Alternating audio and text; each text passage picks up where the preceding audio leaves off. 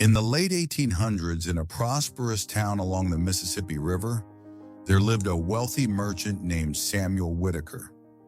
Samuel owned the grandest house in town, filled with the finest furniture, rare paintings, and gold-trimmed china. He spent his days growing his business and his nights counting his riches.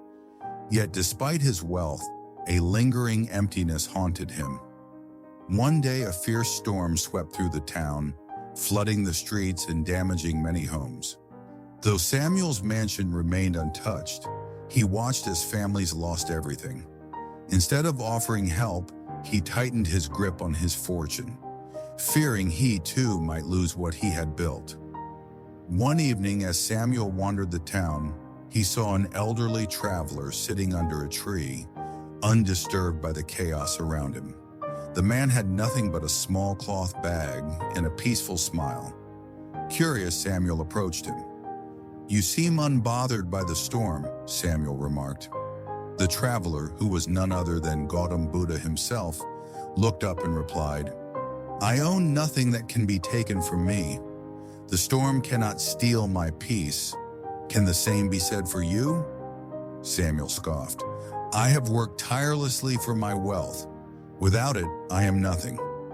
Buddha picked up a handful of sand and held it in his palm. He said, "Hold your hand loosely." Samuel did, and the sand remained. Then Buddha instructed, "Now grip it tightly." Samuel clenched his fist, and the sand slipped through his fingers.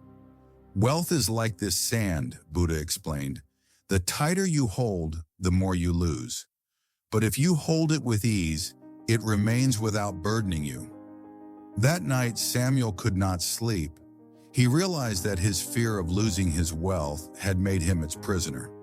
The next morning, he gathered supplies and went door to door, helping those affected by the storm. With each act of kindness, he felt lighter, as if a great weight had been lifted.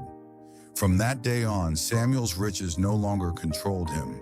He used his wealth to uplift others, finding a joy greater than gold.